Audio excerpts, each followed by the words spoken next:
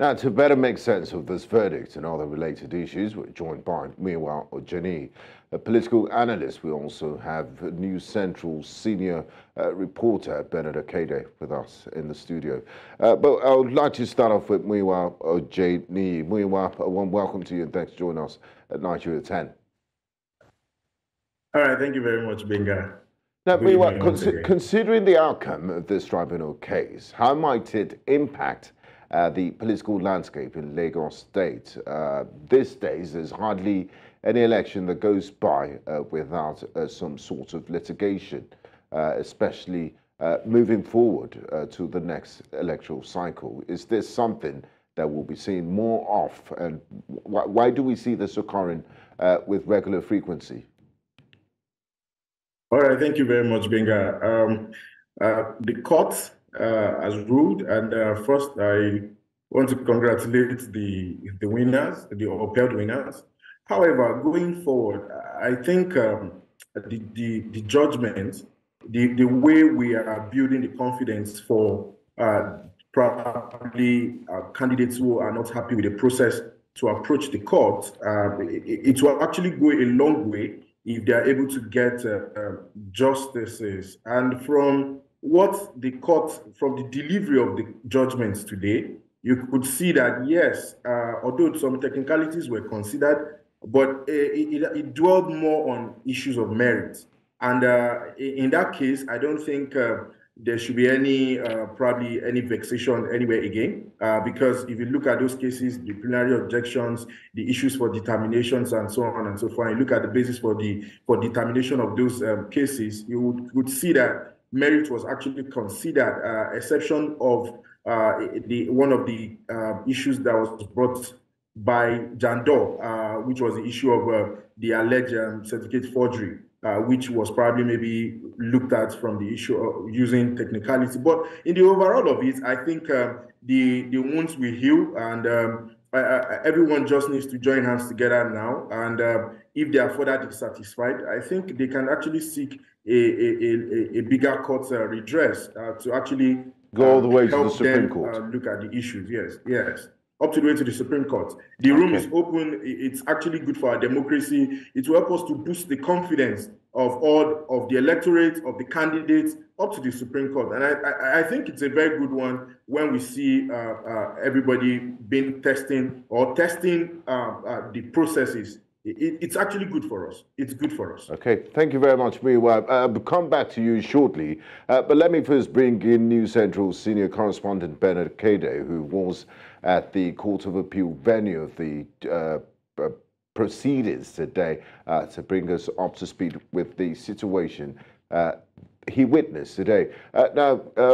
Good evening to you, Bernard. Now, tell us what you witnessed today. You were there, and what was the mood like? Was there tension? How confident was the incumbent APC party in Lagos before the ruling was read out? Thank you for having me, Gbenga. I'll say the incumbent governor or government, if you want to put it that way, seemed pretty confident, if I do say so myself. The deputy governor arrived before the proceedings started, and before he got there, there already were certain notable APC members who were seated in the courtroom.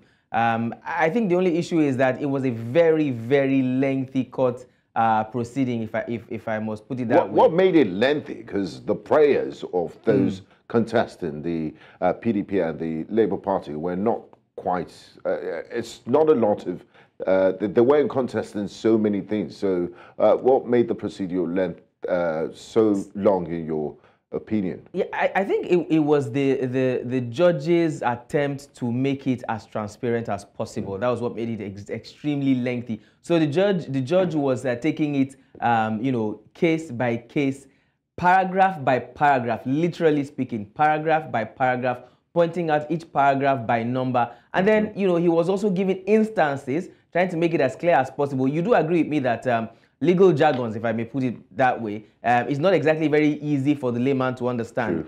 So in his own terms, he was trying to simplify as basic as possible the terms he was using with examples and instances. For example, saying things like from 1995, X versus Z in a case that was such, Yes. you know, like this, like that. And that's what made it quite lengthy. But in the end, just as the guest has said, it would boost the confidence of other people to take issues to court and to seek litigation where they are not clear in further elections. That's on the one hand.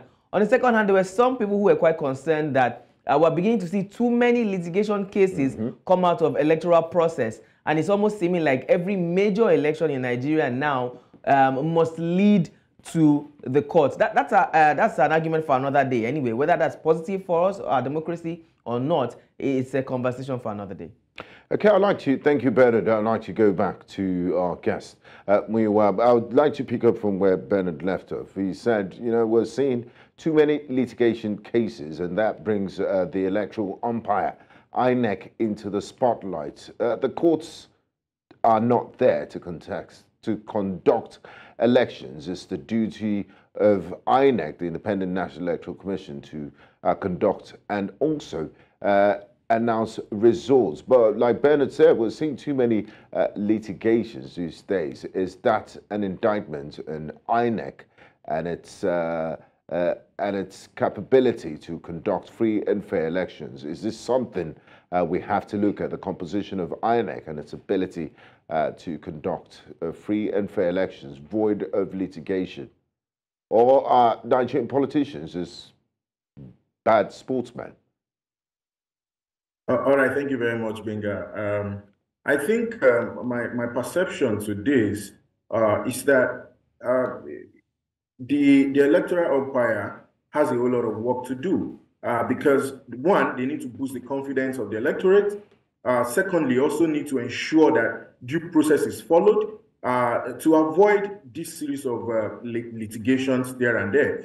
Because one, it will save us time if we have less litigations. It means that there is confidence in the system, much more confidence in the system. It will also mean that the process is actually transparent and clear. So for me, I think the more litigations actually throw a whole lot of questions at the electoral umpire, because if you look at some of these issues for determinations, were issues of probably in some cases, as they were, issues of valid nomination, issues of jurisdiction, issues of forgery, alleged forgery, and so on and so forth. How, if we have situations where the electoral umpire has actually looked at all these nitty-gritty and has actually crushed them before the elections, we wouldn't have such issues to be entertained at the courts. What we'll be looking at strictly at the courts will be the figures. We're looking at probably the procedure surrounding the election day precisely. But what about, sorry to interrupt you, Muyiwa, what about the lawyers for those politicians that just take, because at the Presidential Election Petition Tribunal, one of the justices did say that, you know, it's waste of court time, that if they did their homework will not be here in the first place. Because some of them just feel you can take anything, I mean, even the most frivolous of excuses to the court, and it does eat into a precious time. Don't you see that as also a factor in this litigations we're seeing?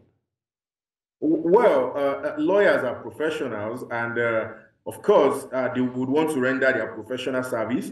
At times when they even advise the client against probably rendering such service as to indicate that, oh, this will not need, but the client might refuse and say, no, this is what I want to do. So as a lawyer, as a professional, you would just go ahead and actually execute your client's demand. However, in most cases, just like one of the justices has said, it's a mere waste of time. And just like the senior correspondent has also stated, if you look at those issues, you would find out that most of those issues do not even need to come to the courts. For instance, was the issue of having the Labour Party candidate as a respondent in the site where Jandor was actually having the Braimoh as a respondent to the suit.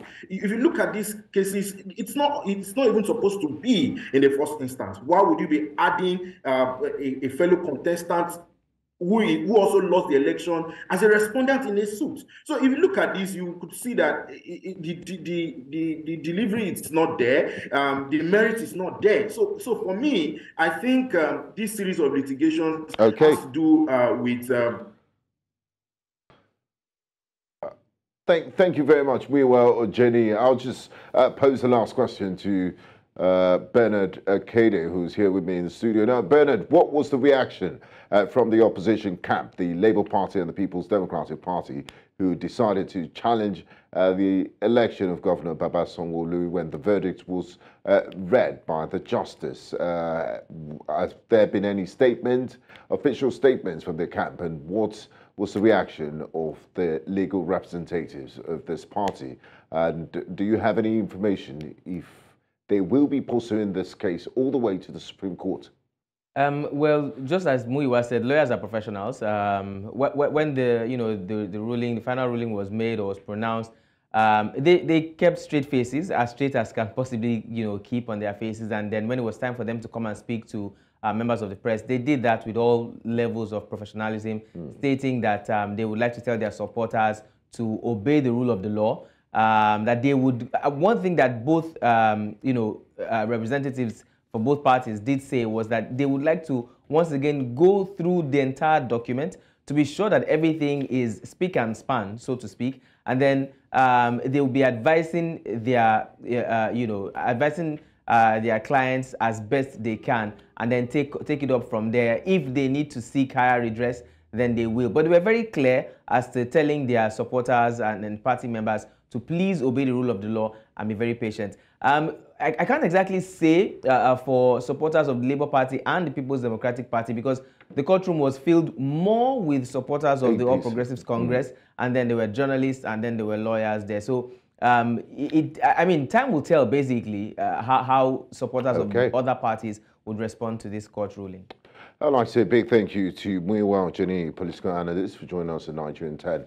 And of course, Bernard Akede, senior correspondent at News Central Television, for your time and insight. Thank you for having me.